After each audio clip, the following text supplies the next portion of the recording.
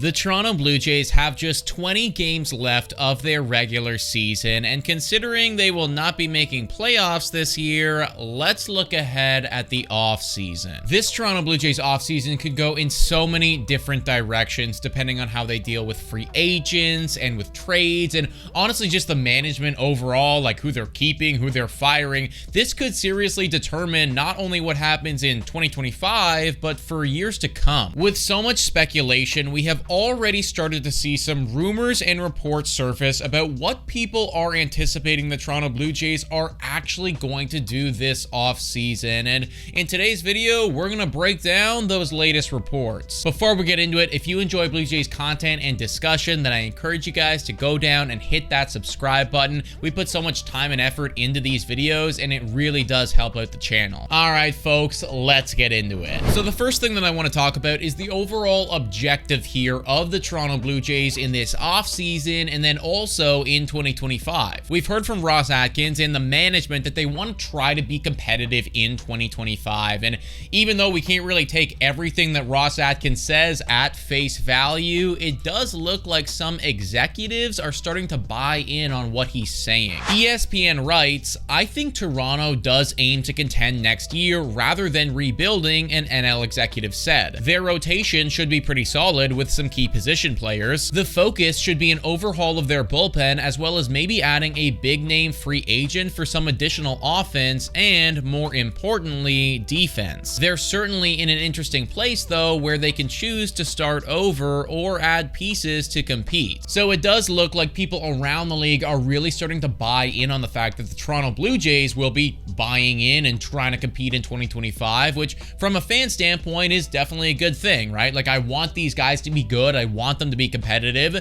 It does probably mean that Ross Atkins is going to be staying put and won't be getting fired this offseason, but we can save that for a different video. Now, if the Jays are serious about competing, as it sounds like they are going to need a lot of money, right? There are so many holes right now on this ball club, and really the only way that we can fill them is by signing free agents this offseason. The good news for Blue Jays fans is that they are gonna have money to spend. ESPN writes, "If the Blue Jays open 2025 with a payroll similar to their 2024 figure, they should have approximately $100 million to spend this winter, which should help them fill some of the holes on the roster." $100 million is a significant chunk of money, and it's honestly going to take an investment like that to bring this team back to where they were a year or 2 years ago. But of course, that begs the question, who are they actually going to be gunning after? Well, at least one person out there thinks that the Toronto Blue Jays could be going after a very big fish in Corbin Burns. Bleacher Report recently posted an article ranking some of the top landing spots for Corbin Burns, and they had the Toronto Blue Jays firmly in at that 7th spot. Their whole reasoning behind this was because the pitchers for a large part of the season for the Toronto Blue Jays have been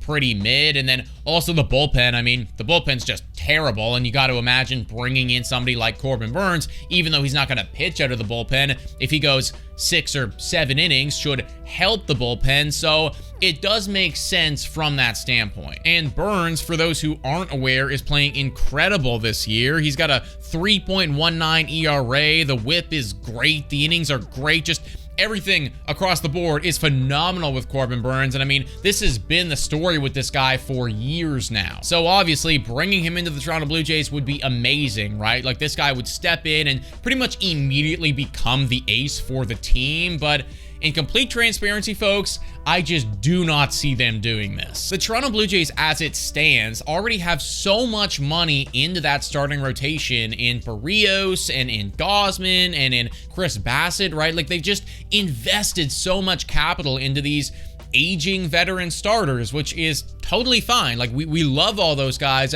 but if you bring in another one of Corbin Burns, like, we're talking about, you know, $150 million being spent on like 4 different guys in the rotation who aren't getting any younger either. Do not get me wrong, folks. If the Toronto Blue Jays did actually go out and get Corbin Burns, like, I would be extremely excited about that. You know, just what he would mean for this ball club would be crazy. But I do think that the best decision for this team moving forward is, rather than going out and getting like another veteran starter, maybe stick with the youth. You know, if you're going to sign somebody, make sure that he's young, and maybe not somebody who's going to command $150 or $200 million or whatever it is that Corbin Burns going to get paid. You know, give Jake Bloss a chance. I feel like with so much money already invested in that starting rotation, going with somebody more youthful might be the play. I also think that if they're going to spend a bunch of money on a premium player, then they should probably be looking at a hitter, especially considering what's going on with Bo Bichette. At this point, it seems like pretty common knowledge that Bo Bichette and the Toronto Blue Jays management, their relationship is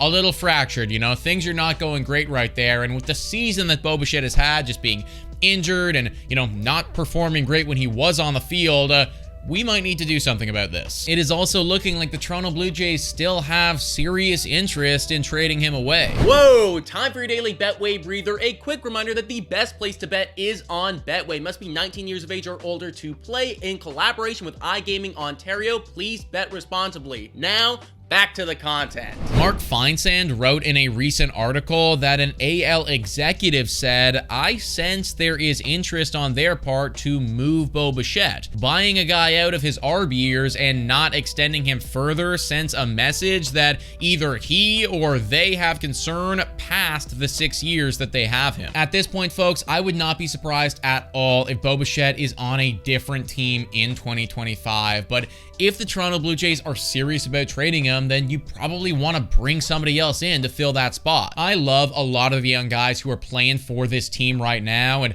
honestly, a lot of them are playing very well, but losing somebody like Bo Bichette is definitely a blow and something that you should probably address in the free agency market, right? Whether it be with somebody like a Santander or an Alex Bregman or just somebody of that caliber, we need guys at the top of the lineup who are going to be consistent. Bo Bichette was that guy for several years, and if he's not going to be that guy in 2025 or moving past 2025, then we probably got to go find somebody who is. But folks, those are all the latest Toronto Blue Jays rumblings right now about the upcoming offseason. We're going to have so many more of these videos coming out in the next couple weeks and months, so if you haven't already done so, hit the like, smash the subscribe button. Thank you so much for watching, folks, and I will catch you next time.